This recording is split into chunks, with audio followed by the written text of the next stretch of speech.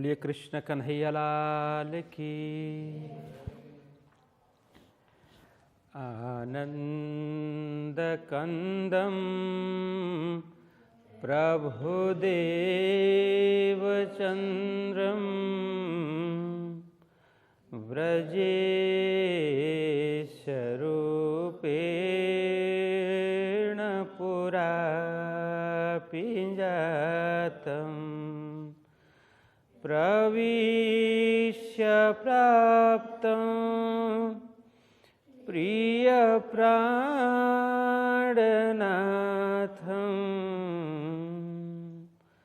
परेशपूर्णं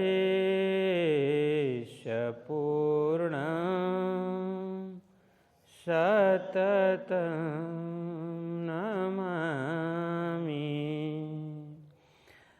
ब्रह्मा प्रियाजा गरणाय जात सर्वस्वपाता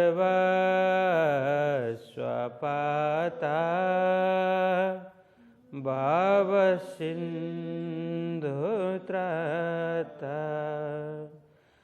विज्ञानदाता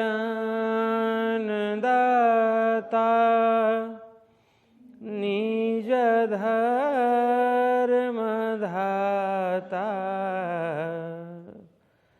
दीनैकबन्धो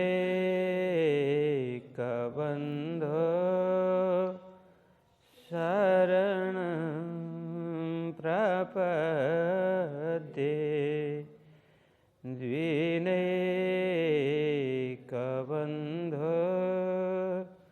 शरणं प्रपद्ये।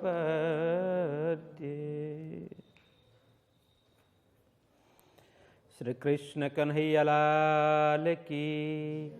श्री सतगुरु महाराज की। श्री प्राणनाथ प्यारे की। श्री पाँच नवतन पुरी धाम की।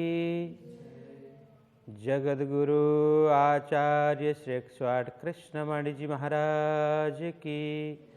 समस्त सुंदर साथ की जय।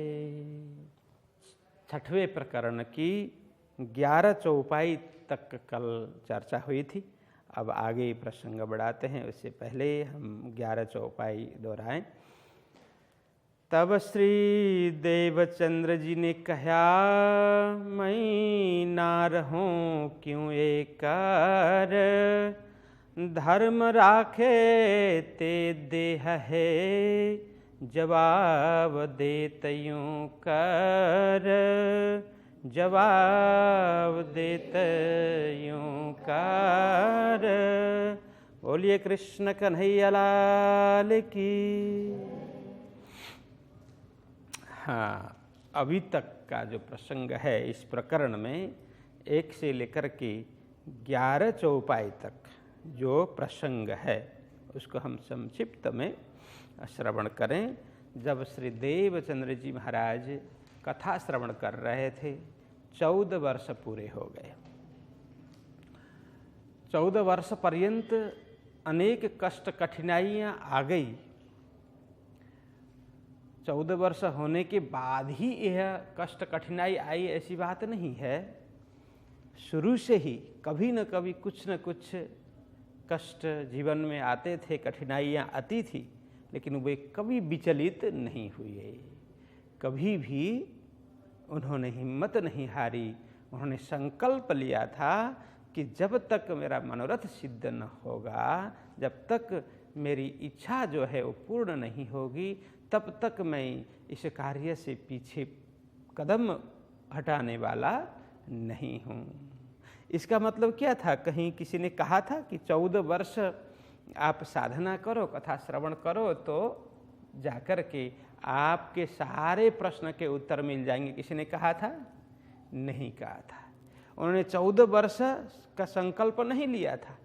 उन्होंने सोचा था 14 वर्ष नहीं, 14 जन्म भी लगे, मैं अपना संकल्प पूरा करूंगा। मेरे मन में जो प्रश्न है उन प्रश्नों के उत्तर मैं प्राप्त करके ही रहूंगा। ये दृढ़ संकल्प था। अब 14 वर्ष हो गए, अनेक कष्ट कठिनाइयाँ आ गई, लेकिन कभी हिम्मत नहीं हारी उन्होंने। लेकिन 14 वर्ष होने के बाद अब अधिक, जिसको अग्नि परीक्षा बोलते हैं ना, देखो क्लास में छोटी छोटी परीक्षाएं तो होती रहती है।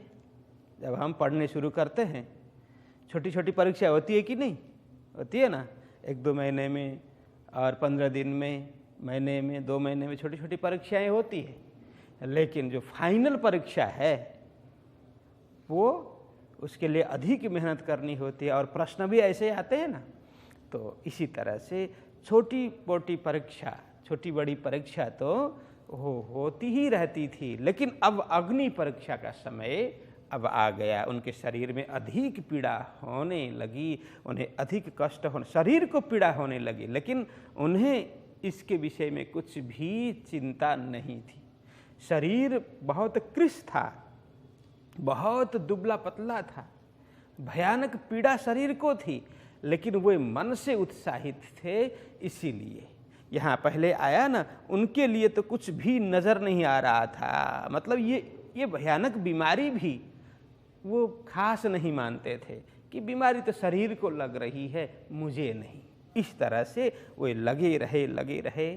तो फिर बहुत अधिक पीड़ा हो गई। 1, 2, 3, 4 करते करते 10-12 लंघन हो गए। मतलब 10-12 दिन तक उपवास रहे, मतलब वो कुछ खाने का मन नहीं होता था। इस तरह से 10-12 दिन तक भोजन भी ना रहे, फिर भी उन्होंने निष्ठा नहीं छोड़ी, कथा श्रवण के लिए निष्ठा कभी नहीं छोड़ी। तो अंततः गत्वा जब शरीर अति ही कमज़ोर हो गया, तब मत्तु मेहता जी वैद्य को, चिकित्सक को बुला करके लाते हैं। दवाई चिकित्सक नाड़ी परीक्षण करके दवाई दे देता है।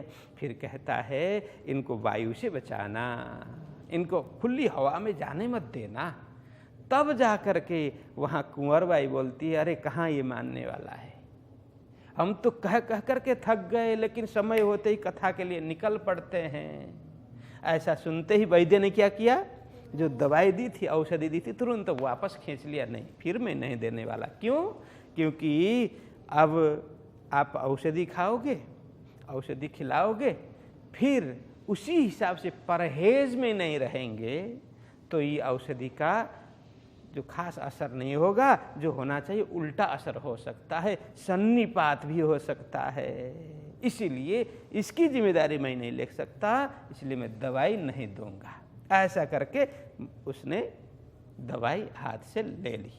तब जाकर के मत्तु मेहता जी बोलते हैं, अरे वैद्य जी आप चिंता मत कीजिए, हम किसी भी तरह से इनको रोके रखेंगे, इनका जतन करेंगे, सुरक्षा करेंगे, जाने नहीं देंगे। तो इस तरह से प्रसंग चल रहा था।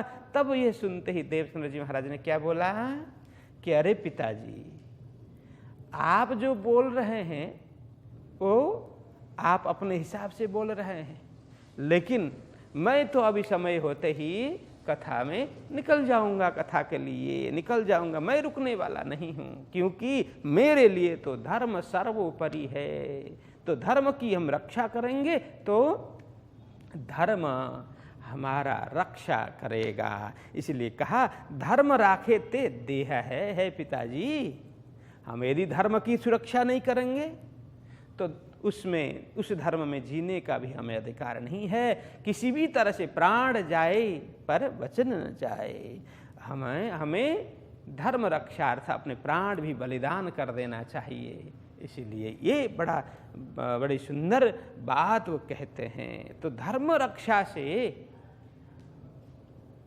हम कैसे सुरक्षित रह सकते हैं? देखो, एक मैं दृष्टांत दे देता हूं। एक बकरी कहीं से जा रही है, ठीक है, तो बकरी के पीछे कोई बाघ अथवा सिंह अथवा तो गिदड़, कोई भी बकरी के पीछे पड़ गया। बकरी दौड़ करके एक किसी साग सब्जी की जो वेलियां होती है ना, विशेष करके वो झाड़ी बन जाती है, जैसे हम वृक्ष के ऊपर लगा देते हैं वेलियां, क्या क्या होती है उसमें, जैसे चौरी है, इसको बोड़ी बोलते हैं, सीमी है ना, और इसी तरह से कद्दू आदि वो सब वृक्ष में जाते हैं और फैलते हैं, है ना। तो ऐसी झाड़ी में जाकर के बकरी घुस जाती है। पीछे से गिदड़ अथवा बाघ कोई भी बकरी को खाने के लिए दौड़ रहा था, जैसे बकरी उस झाड़ी के अंदर घुस गई, जो हरी भरी झाड़ी थी, बकरी घुस गई, बाघ ने देखा नहीं, बाघ आगे गया, उसने इधर उधर बकरी को देखा नहीं तो वो लौट गया, काफी आगे गया था, बकरी को देखा नहीं तो वो फिर उसी रास्ते से लौटने लगा। तब तक हुआ क्या, उधर बकरी अंदर झाड़ी के अंदर बैठी थी ना, उसको लगा कि अरे यहाँ तो बड़ी सुंदर अच्छी हरी घास मिल गई, हरी हरी पत्तियां मिल गई, तो पत्तियां खाने लगा, बकरी खाने लग गई पत्तियां, खाते खाते वो झाड़ी उजाड़ हो गया। अब क्या हुआ, पत्तियां पूरी हो गई, वो उजाड़ हो गया, तभी बाघ उधर से फिर लौटा तो देखा झाड़ी के अंदर बकरी बैठी हुई है, जाके फट से पकड़ा और बाघ ने मार दिया। तो इस दृष्टांत से क्या समझा, कुछ समझा? हाँ, उसने घास खा दिया, घास नष्ट कर दिया, तो वो बकरी भी मर गई। मतलब क्या, यदि बकरी वो घास हरी पत्ती नहीं खाती तब उस समय तब वो सुरक्षित थी, उसने नष्ट कर दिया, मतलब बकरी मर गई। मतलब वो एक झाड़ी, एक रूपक, एक दृष्टांत में दे रहा हूं, वो झाड़ी धर्म है ना। तो यदि वो उसको सुरक्षित बकरी रखती तो वो भी सुरक्षित होती, तो उसने धर्म को नष्ट कर दिया। तो काल रूपी बाघ ने वो जीव रूपी किसको, बकरी को खा दिया, नष्ट कर दिया। तो हमारे जीवन में भी कई कर्तव्य रूपी ऐसी झाड़ियां होती है ना, कई शुभ संकल्प शुभ कार्य रूपी झाड़ियां होती है, सेवा रूपी, भक्ति रूपी, है ना। उसमें सेवा में देश सेवा है, माता पिता की सेवा है, समाज की सेवा है, वो सब आते हैं। तो उसकी हम सुरक्षा करेंगे तो हम उसमें सुरक्षित रहेंगे। यदि हम सेवा नहीं करेंगे तो उसी को नष्ट कर देंगे तो क्या होगा, हम भी उसमें सुरक्षित नहीं हैं, बाहर के शत्रु हमें आक्रमण करके मार सकते हैं। इसीलिए धर्म राखे तो देह है, धर्म की रक्षा करना हम सभी का कर्तव्य होना चाहिए। तो सदगुरु जी ने यही कहा कि हे पिताजी, धर्म राखे तो देह है, हमारे लिए धर्म सर्वोपरि है, बाद में देह है। ये देह तो साधन है, किस लिए साधन है, वो साध्य, वो धर्म तक पहुंचने के लिए, परमात्मा तक पहुंचने के लिए साधन है। अब साधन को ही हम सर्वोपरि मान करके बैठे, साधन का क्या मतलब है, जैसे गाड़ी हमारे पास है तो कहीं जाने आने के लिए गाड़ी है, बस मेरे पास गाड़ी है करके गाड़ी पकड़ करके बैठेंगे तो कहीं पहुंचेंगे नहीं पहुंचेंगे। हाँ, गाड़ी की सुरक्षा भी करनी चाहिए, उसकी जतन भी होनी चाहिए, लेकिन वो विशेष करके कहीं जाने आने के लिए है। ऐसे रखेंगे तो गाड़ी भी बिगड़ जाएगी, है ना। तो इसी तरह से वो कहते हैं धर्म राखे तो देह है, वो धर्म को प्राप्त करने के लिए अनंत कोटि जन्म पूरा करने के बाद ये मनुष्य शरीर मिला है, इसलिए इससे तो परमात्मा प्राप्ति होनी चाहिए, परमात्मा प्राप्ति के लिए साधन है। इसलिए मैं इसको धर्म से नीचे रखता हूँ, धर्म को सबसे ऊपर रखता हूँ। बोलो कृष्ण कन्हैया लाल की। तो इस तरह से कहा, इस तरह से जवाब दिया। अब आगे क्या बोलते हैं, वे जवाब यूं देवही, देह राखे होए धर्म, इनकी मत माया मिने आधीन रहे कर्म। अब वे जवाब यूं देवही, वे मतलब कौन, नहीं, अब देवचंद्र जी महाराज ने ऊपर इस तरह से जवाब दिया, तो इसके जवाब देते हुए वे मतलब मत्तु मेहता जी, देवचंद्र जी महाराज के पिता, जवाब यूं दे वही, इस तरह से उत्तर दे रहे हैं। क्या बोल करके? देह राखे होए धर्म। हे पुत्र, आप जो बात कर रहे हो ये उल्टी बात है, मैं इसको नहीं मानता। क्यों? क्योंकि देह राखे हुए धर्म, देह से ही धर्म होगा। यदि शरीर ही नहीं होगा तो धर्म किस तरह से करेंगे? उनकी बात भी सही है। तो इस तरह से दोनों का वह संवाद होता है। देवचंद्र जी महाराज बोलते हैं धर्म राखे तो देह है, लेकिन मत्तु मेहता जी बोलते हैं देह राखे होए धर्म। देह से ही धर्म होगा, साधन नहीं होगा तो पहुंचेंगे किस तरह से? है ना? ये शरीर तो साधन है, इसीलिए साधन की सुरक्षा सबसे प्रथम है। साधन की सुरक्षा करनी चाहिए। तो शास्त्र में भी क्या कहा? शरीर माध्यम खलु धर्म साधनम। ये शरीर है ना, कैसा? ये धर्म, संपूर्ण धर्मों के लिए ये साधन है।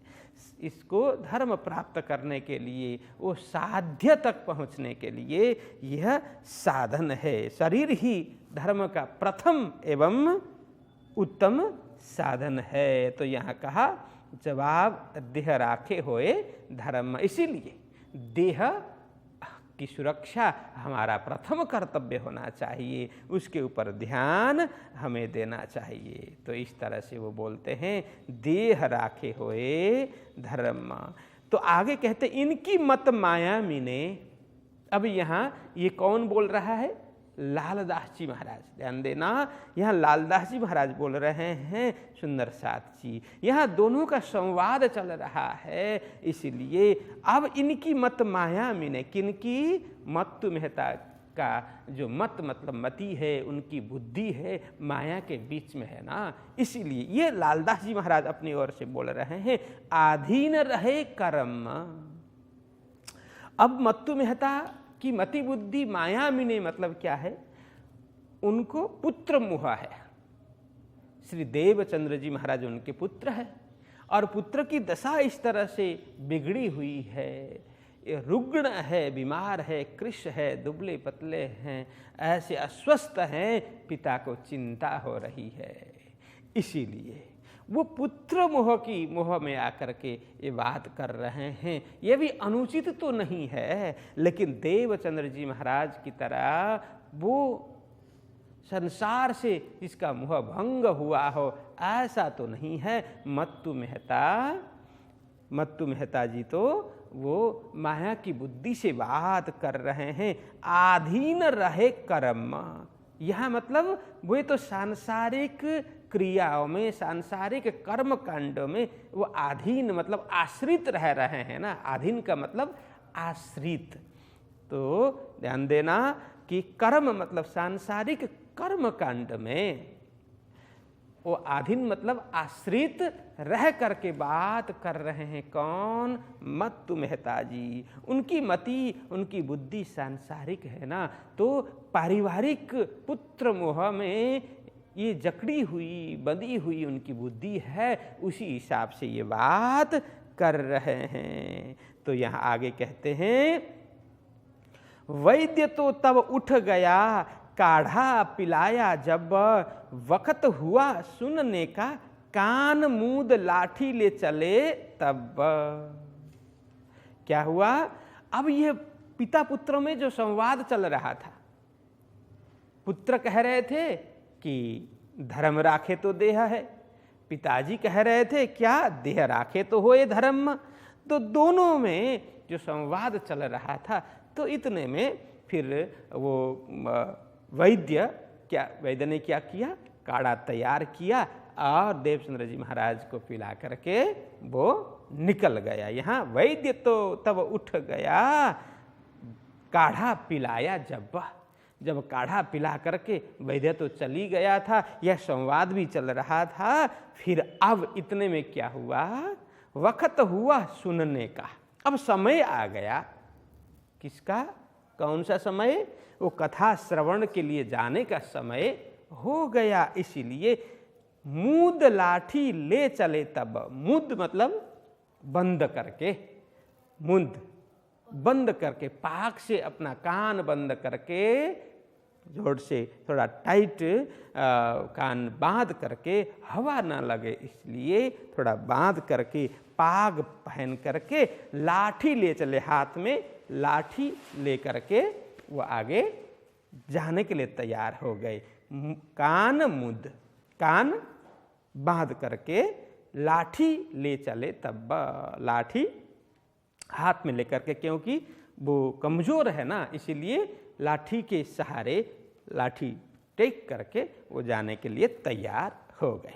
अब आगे कहते हैं, मत्तु मेहता कुंवर बाई बहुतक रहे वरज्जा, ए कैसे हूँ माने नहीं आत्म साधन गरज्जा। अब आगे कहते हैं, मत्तु मेहता कुंवर बाई बहुतक रहे वरज्जा। तो मत्तु मेहता एवं कुंवर बाई देवचंद्र जी के माता पिता, बहुतक मतलब वारंवार, वारंवार रहे बरज्जा मतलब बार बार रोक रहे हैं, रोकना चाह रहे हैं, उन्हें समझा बुझा करके रोक रहे हैं। आगे कहते हैं, ये कैसे हूँ माने नहीं, ये मतलब कौन, देवचंद्र जी महाराज, कैसे हूँ मतलब किसी भी प्रकार से माने नहीं, वो मान नहीं रहे हैं। माता पिता बोल रहे हैं कि पुत्र आज मत जाना कथा में, वैद्य ने कहा है इसलिए जिद मत करो, मत जाना, लेकिन एक कैसे हूँ माने नहीं, किसी भी तरह से ये मान नहीं रहे हैं। क्यों मान नहीं रहे हैं, ये समझाते हैं। आत्म साधन गरज, उनको स्वार्थ है। गरज मतलब क्या है, स्वार्थ, गरज मतलब स्वार्थ, और सीधा सीधा अर्थ में स्वार्थ, और इसको थोड़ा अब देवचंद्र जी महाराज के विषय में बोलें तो चाह है, उत्कट अभिलाषा है। किस चीज की, आत्म साधन, आत्मदर्शन की चाह है। स्वयं, आत्म मतलब यहां स्वयं, स्वयं को जानने की उत्कट अभिलाषा है, स्वयं को जानने की चाह है, स्वयं को जानने के लिए स्वार्थ है।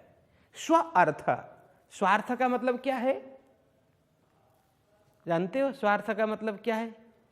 हम तो व्यवहार में प्रयोग करते हैं ना, ये तो बड़ा स्वार्थी आदमी है। स्व अर्थ, इसका अर्थ होता है स्व अर्थ। स्व मतलब स्वयं, स्वयं के लिए, स्वयं के अर्थ सिद्धि के लिए, स्वयं के कार्य सिद्धि के लिए जो कार्य करता है, स्वयं के लिए सोचता है, वो स्वार्थी। तो यह देवचंद्र जी महाराज भी बड़े स्वार्थी हैं। यहां सीधी सीधी चौपाई में क्या बोल रहे हैं कि आत्म साधन गरजा, वो स्वयं के स्वार्थ के लिए।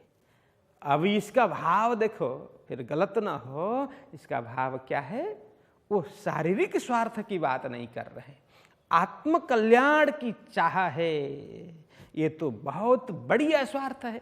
हम सभी को ऐसा स्वार्थी होना चाहिए, सभी को ऐसे स्वार्थी बनना चाहिए।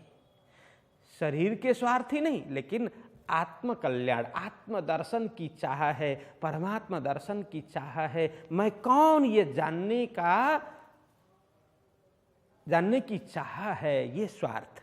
तो यहाँ कहते हैं आत्म साधन गरजा, मतलब देवचंद्र जी महाराज मान नहीं रहे हैं माता पिता की बात। क्यों? क्योंकि उन्हें तो आत्म दर्शन करना है ना, आत्म साधन, आत्म को सिद्ध करना है। मतलब मैं कौन हूँ ये जानना है, ये पहचानना है, ये अर्थ है।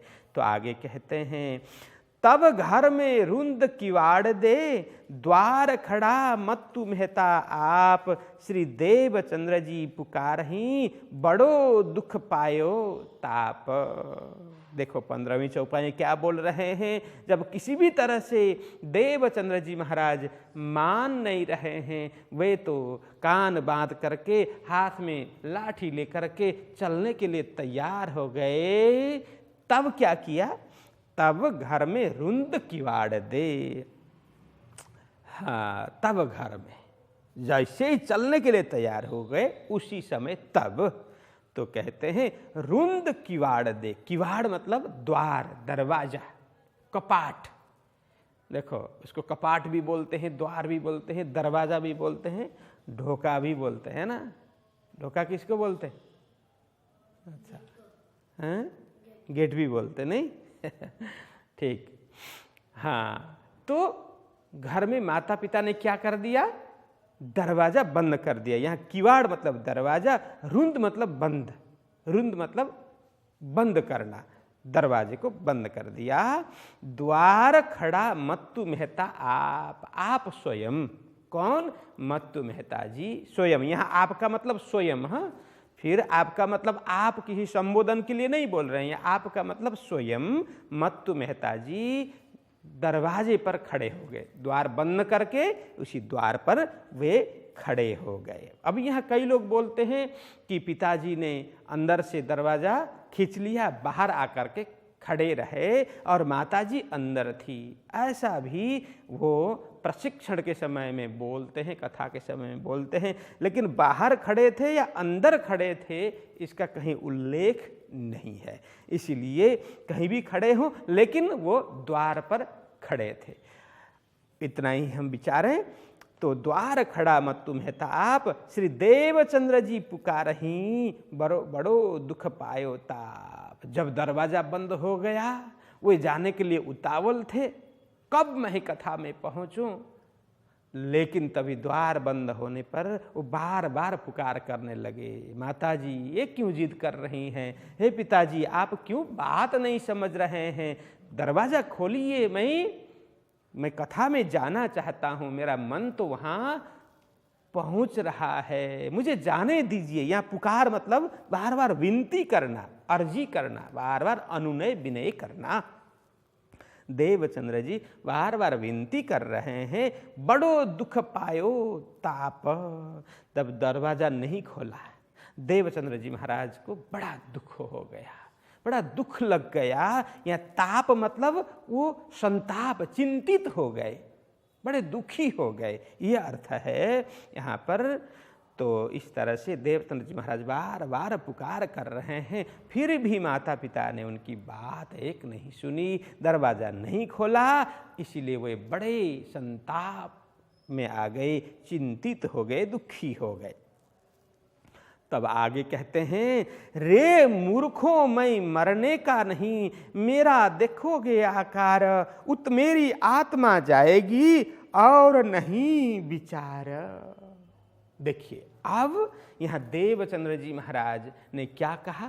बड़े पीड़ित होकर के, दुखी होकर के क्या कहा माता पिता को? रे मूर्खों मैं मरने का नहीं। देखिए कितना कठोर शब्द बोला माता पिता को। अरे मूर्खों, अरे ना समझ, मैं मरने के लिए थोड़ी जा रहा हूं, मैं तो आत्मकल्याण के लिए जा रहा हूं, मैं कथा श्रवण करने के लिए जा रहा हूं, मरने के लिए थोड़ी जा रहा हूं।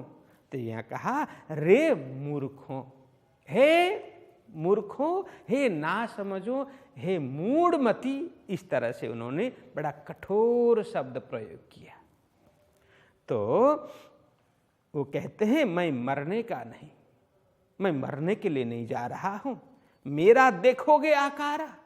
यदि इस तरह से जिद करते रहोगे तो मेरा केवल यहाँ शरीर पड़ा रहेगा, मेरी आत्मा पहुंचेगी कथा में। यहाँ कहने का मतलब मात्र अब मेरा शरीर ही देखोगे, इस तरह से जिद करोगे तो यह आकार मतलब यह तन, यह शरीर ही देखोगे। यह एक अर्थ। दूसरा अर्थ यह भी है कि आप लोग बाह्य दृष्टि क्यों रख रहे हैं? केवल मेरा शरीर देख रहे हैं।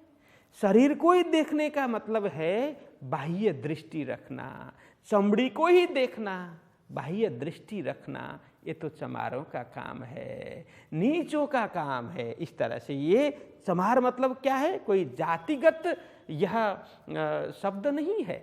जो चमड़ी को देख करके चमड़ी का ही परीक्षण करता है, बाह्य दृष्टि ही रखता है, उसके लिए ये शब्द प्रयोग किया गया है।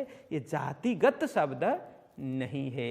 इसीलिए केवल बाह्य रूप रंग को देखना, केवल बाह्य अपने संबंध को देखना, आत्मभाव को न जानना, यह सब तो यह तुच्छ लोगों का काम है। इसलिए हे माता जी, पिताजी, आप लोग मूर्ख हैं, मूढ़मती है, ना समझ है। तो आप लोग मेरा शरीर को ही देख रहे हैं, लेकिन मेरे मन की क्या स्थिति है, आत्मा की क्या स्थिति है, मुझे क्या चाहिए, आप लोगों को कोई मतलब ही नहीं है। तो ये कहने का मतलब है कि यहाँ बोलते हैं मेरा देखोगे आकार, यदि ऐसे ही जिद करते रहोगे, मुझे जाने नहीं दोगे, तो मेरा मृत शरीर देखोगे, मरा हुआ शरीर आप लोग देखोगे। मेरे शरीर से आत्मा तो निकल करके जाएगी जहाँ जाना है, जहाँ उसकी चाह है।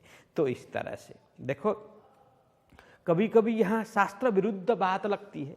माता पिता को इस तरह से मूर्ख शब्द प्रयोग करना अनुचित है, लेकिन शास्त्र में भी कहा है।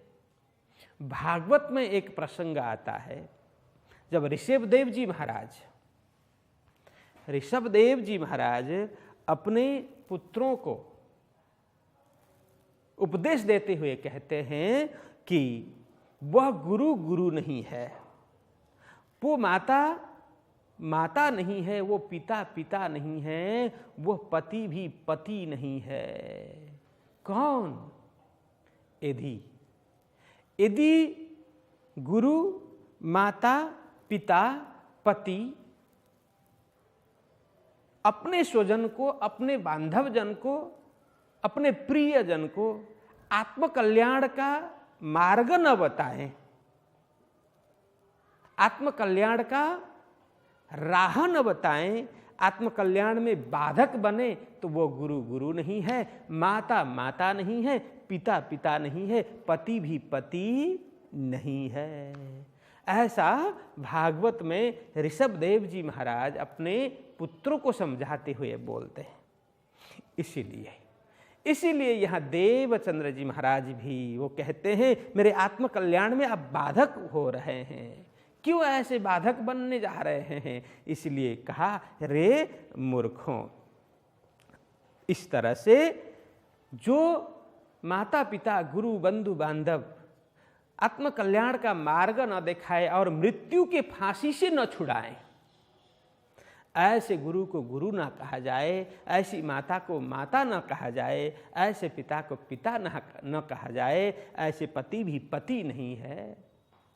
तो पति कैसा होना चाहिए, गुरु कैसा होना चाहिए, माता पिता भी, कि उसके आत्मकल्याण के लिए सहायक बने, मृत्यु के फंदे से छुड़ाने वाले बने, तो वह गुरु है, पिता है, माता है, और पति भी पति है। यदि इसमें बाधक बने तो ये कोई किसी संबंधी नाम के मात्र हैं, काम के नहीं है। ऐसा भागवत में कहा है। इसलिए उन्होंने कहा कि हे मूर्खों, आप लोग क्यों ऐसा ना समझ बन रहे हो?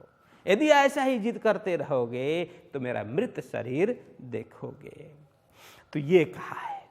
तो आगे कहते हैं उत मेरी आत्मा जाएगी, वहां ये शरीर तो यह मृत पड़ा रहेगा, मेरी आत्मा वहां पहुंच जाएगी। और नहीं विचार, तो कहते हैं और नहीं विचार, मतलब वहां कथा श्रवण के अतिरिक्त श्री देवचंद्र जी महाराज को अन्य कोई विचार नहीं आ रहे हैं। आत्मकल्याण के अतिरिक्त अन्य कोई भी विचार देवचंद्र जी महाराज के मन मस्तिष्क में नहीं है, यह भाव है। तो आगे कहते हैं ये क्यों ये माने नहीं, तब गिरे पिछले पाए खम्बा माता कहे, गिरे भोम भमरी खाए। तो ये चौपाई में कहते हैं एक क्यों ये माने नहीं। इतने कहने पर भी उन्होंने कहा रे मूर्खों, ऐसे कटु शब्द और कठोर शब्द कह करके भी विनती की, फिर भी एक क्यों ये माने नहीं। ए माता पिता मत्तु मेहता एवं कुंवरबाई किसी भी तरह से मानने वाले नहीं है, नहीं मान रहे हैं। तब गिरे पिछले पाए। माता पिता ने उनकी बात नहीं सुनी तो धीरे धीरे, क्योंकि शरीर कमजोर था, कृष्ण था, अस्वस्थ थे, अभी तक खड़े खड़े वो जाने के लिए हाथ में लकड़ी लेकर के, लाठी लेकर के बैठे थे ना, खड़े थे, जाने के लिए तैयार थे। तो अब तक इतनी वार्तालाप हो गई, वो अब खड़े होने में असमर्थ हो गए। तो कहते हैं तब गिरे पिछले पाए, तो थोड़ा थोड़ा पीछे ऐसे सरकते हुए वे भूमि में गिर जाते हैं। तब गिरे पिछले पाए, तो थोड़ा पीछे सरकते हुए वे गिर जाते हैं। और जैसे ही गिरे, यह कहते हैं खम्बा खम्बा माता कहे। अब जैसे देवचंद्र जी महाराज जमीन में गिर गए तो माता जी वहीं पर थी, तो खम्बा खम्बा माता कहे। खम्बा मतलब बचाओ बचाओ बचाओ, पुकार करना। वहाँ कहते हैं कि बचाओ हे प्रभु, बचाओ बचाओ। और खम्बा का दूसरा भी अर्थ लिखना, वो क्षमा करो, दोनों अर्थ होते हैं। एक तो बचाओ बचाओ, दूसरा क्षमा करो, इस तरह से। तो अब यहाँ तो दोनों को पुकार रही हैं। किसको? पहले तो क्षमा करो, किसके लिए? देवचंद्र जी महाराज से ही बोल रही हैं, हे पुत्र क्षमा करो, हम समझ नहीं पाए तुम्हारी बात, क्षमा करो। अब दूसरा क्या है? पुकार कर रही हैं, बचाओ बचाओ, हे भगवान बचाओ, मेरे पुत्र को बचाओ, करके दोनों यहाँ अर्थ होता है। खम्बा खम्बा माता कहे, माता इस तरह से पुकार कर रही हैं। गिरे भोम भमरी खाए। बस देवचंद्र जी महाराज पहले तो थोड़े ही गिरे थे, अब पूर्ण रूप से वो भमरी खा करके, मतलब चक्रा करके, भमरी खाना मतलब चक्रा करके, उनको चक्कर आ जाता है, कुछ दिखना बंद हो जाता है, और चक्रा करके देवचंद्र जी महाराज गिर ही जाते हैं। गिरे मतलब गिर जाना, भोम मतलब जमीन में, भमरी मतलब मूर्छित होकर के, चक्राते हुए मूर्छित होकर के वो गिर जाते हैं देवचंद्र जी महाराज। ये घटना घटती है। तो आगे कहते हैं तब कुंवर बाई ने शोर करियो, कठिन कह खुलाए द्वार। हाँ, अब यहाँ जो पहले मैंने थोड़ा प्रसंग लिया था कि मत्तु मेहता जी बाहर थे या अंदर थे, इसके विषय में स्पष्ट कहीं नहीं है, लेकिन जो यहाँ तब कुंवर बाई ने शोर करियो, कठिन कह खुलाए द्वार, आकार आंखें फिर गई, कछु न आवे विचार। 18वें चौपाई में आते आते इसका थोड़ा स्पष्टीकरण हो जाता है कि मत्तु मेहता जी हो सकता है वो बाहर ही थे। क्यों? क्योंकि तब कुंवर बाई ने शोर करियो, देवचंद्र जी महाराज वहाँ गिर गए। गिरते ही उन्होंने खम्बा खम्बा कहा, पुकार किया, क्षमा मांगी, कुछ नहीं हुआ। तब तक देवचंद्र जी महाराज बिल्कुल जमीन में गिर पड़े। तो वो बेहोल हो करके अब वो बोलते हैं कि शोर किया, जोर से चिल्ला करके। फिर मत्तु मेहता किसके ऊपर चिल्लाया? मत्तु मेहता के ऊपर चिल्लाया, जोर से चिल्ला करके, अरे दरवाजा खोलो जल्दी, ये घटना घट गई, अब हमारे हाथ में कुछ भी नहीं रहने वाला। तो जोर शोर से चिल्ला करके दरवाजा खुलवाया। मतलब हो सकता है मत्तु मेहता जी दरवाजा बंद करके बाहर खड़े हों। तो इस तरह से तब कुंवर बाई ने शोर करियो, कठिन कह खुलाए द्वार। कठिन मतलब कठोर, कठोर शब्द उन्होंने भी प्रयोग किया। किसके ऊपर? मत्तु मेहता के ऊपर। कुछ कठोर शब्द बोला होगा, कुछ देर उन्होंने खोलने के लिए अनुनय विनय किया होगा कुंवर बाई ने भी। थोड़ी देर लग गई होगी दरवाजा खोलते खोलते, थोड़ी देर राह देखा होगा मत्तु मेहता जी ने, इसलिए और कठोर शब्द बोल करके उन्होंने खुलवाया। अरे देरी करोगे तो कुछ भी हाथ में नहीं लगेगा, ऐसी मूर्खता मत करो, कुछ कहा होगा। तो इस तरह कठिन कह खुलाए द्वार, कुछ कठोर शब्द कह बोल करके द्वार खुलवाया। किसने? कुंवर बाई ने। तो तब तक क्या हुआ था? आकार आंखें फिर गई। तब तक तो देवचंद्र जी महाराज की दशा का वर्णन कर रहे हैं। आकार मतलब शरीर, शरीर की दशा बदल चुकी थी, आंखें भी फिर गई थी, मतलब आंखों की पुतलियां बिल्कुल कलर, उसने पुतलियों ने कलर बदल लिया था। मतलब जैसे कोई बीमार आदमी हो ना, स्वस्थ आदमी और अस्वस्थ आदमी की आंखें आंख देखने से ही पता चल जाता है कि वह बीमार है या नहीं। तो जैसे ही ऐसे बेहोश होकर के गिर गए देवचंद्र जी महाराज। हाँ, अब यहाँ आकार आंखें फिर गई, मतलब आकार में भी पीलापन हो गया, बिल्कुल सफ़ेद हो गए। यहाँ आगे आएगा सुपेद करके, सफ़ेद आकार सफ़ेद हो गया। पहले तो जर्द हो जाता है और थोड़ी देर में धीरे धीरे वो सफ़ेद में परिणत हो जाता है। आकार भी बिल्कुल सफ़ेद हो गया और आंखें भी सफ़ेद हो गई, और आंखें जैसे उलट जाती है, आंखों की पुतलियां नहीं दिखाई देती, मतलब सफ़ेद भाग दिखाई देता है, मानो शरीर में से प्राण उड़ गए हो, प्राण निकल गए हो। इस तरह से वहाँ आकार आंखें फिर गई, आकार एवं आंखें दोनों ने रंग बदल लिया, अपने वास्तविक रंग नहीं है, अब बिल्कुल बदल गया। और कछु न आवे विचार, यहाँ किसको?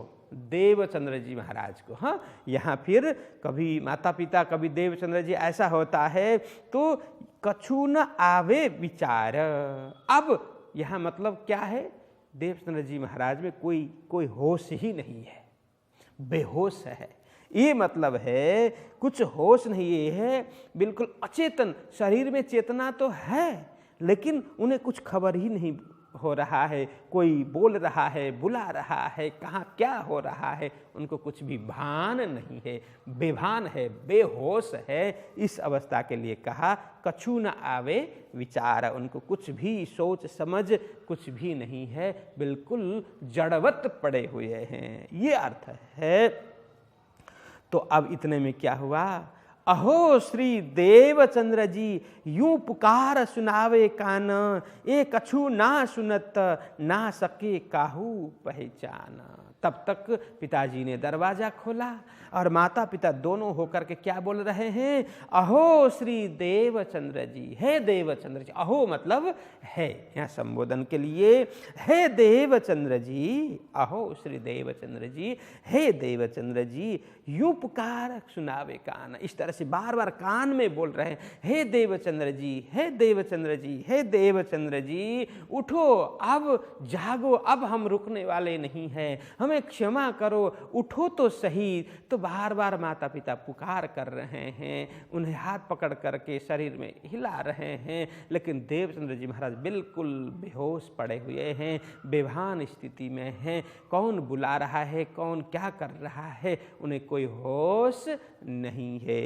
यह अर्थ है यूं पुकार सुनावे कान, मतलब कान में जाकर के बार बार कान में बोलना, यूं पुकार, बार बार पुकारना, हे देवचंद्र, हे देवचंद्र, हे देवचंद्र, बार बार कान में जाकर के जोर से बोलना, ये अर्थ है। सुनावे कान, नजीक में जाकर के, कान में जाकर के बोलना। ये कछु ना सुनता, ये मतलब देवचंद्र जी महाराज कुछ भी सुन नहीं रहे हैं। ये कछु ना सुनत ना सके काहू पहचाना, अब सुन ही नहीं रहे हैं, आंखें काम नहीं कर रही है, तो क्या सुने, किसको पहचाने? बिल्कुल आंखों के रंग बदल गए हैं, आंखों से देख भी नहीं रहे हैं, कानों से सुन भी नहीं रहे हैं, वो बेहोश अवस्था में हैं, किसी को पहचानते नहीं हैं, न कोई शब्द ही सुनते हैं। तो यह बात है, ये कछु ना सुनत ना सके काहू, मतलब किसी को पहचान, किसी को भी पहचान नहीं रहे हैं, यह अर्थ है। तो आगे कहते हैं, तुम जाओ सुनने श्री भागवत, भट्टके बुलौआ आए, तुमको कोई ना रोक ही, चलो पहुँचावे धाये। अब ये कौन बोल रहे हैं? मत्तु मेहता जी बोल रहे हैं।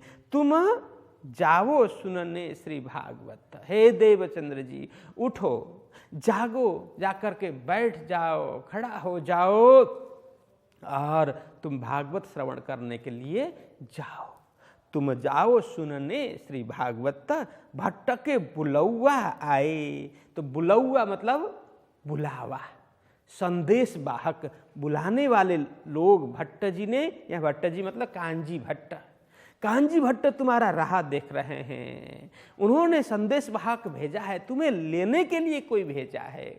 उनके बुलाने वाले मतलब बुलावा आया है, तुम्हें लेने के लिए कोई संदेश वाहक आया है, संदेश लेकर के आया है। इसीलिए तुम उठो जागो और कथा में जाओ, हम रोकने वाले नहीं हैं। तुमको कोई न रोक, कहीं आपको कोई अब नहीं रोकेगा, लेकिन आप उठो, अब उठ करके बैठ जाओ, सचेत हो जाओ, होश में आ जाओ। इस तरह से बार बार पुकारने लगे, चलो पहुँचावें धाये। मैं खुद पहुँचाने के लिए जाऊँगा, मैं हाथ पकड़ करके तुम्हें पहुँचाने, कथा तक पहुँचाने के लिए, छोड़ने के लिए मैं स्वयं जाऊँगा। यहाँ चलो पहुँचावे धाये मतलब यह दौड़ने का अर्थ है, दौड़ करके मैं जाऊँगा। यहाँ मतलब दौड़ करके मतलब जल्दी जल्दी मैं पहुँचाऊँगा, शीघ्रता से तुम्हें पहुँचाऊँगा, यह अर्थ है। चलो पहुँचावे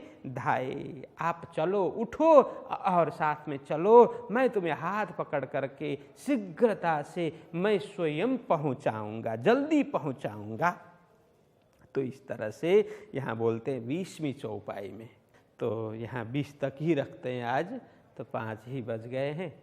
तो कहते हैं कि चलो पहुँचावे धाये, तो आपको मैं जल्दी शीघ्रता से मैं स्वयं पहुँचाऊँगा। लेकिन हे देवचंद्र, उठो जागो बैठो, सचेत हो जाओ, होश में आ जाओ। तो इस तरह से बार बार वहाँ पुकार कर रहे हैं। तो चलो पहुँचावे धाये। बोलो कृष्ण कन्हैया लाल की।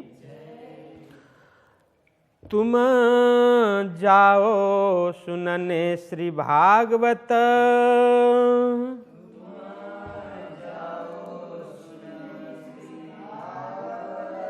भट्ट के बुलौआ आए।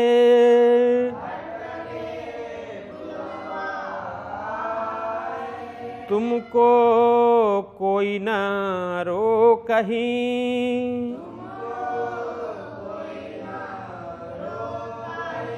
चलो पहुँचावें धाय।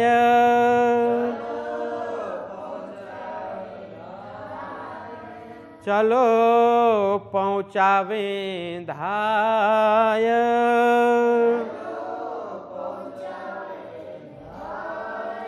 बोलिए कृष्ण कन्हैया लाल की, श्री सद्गुरु महाराज की, श्री प्राणनाथ प्यारे की प्रणाम।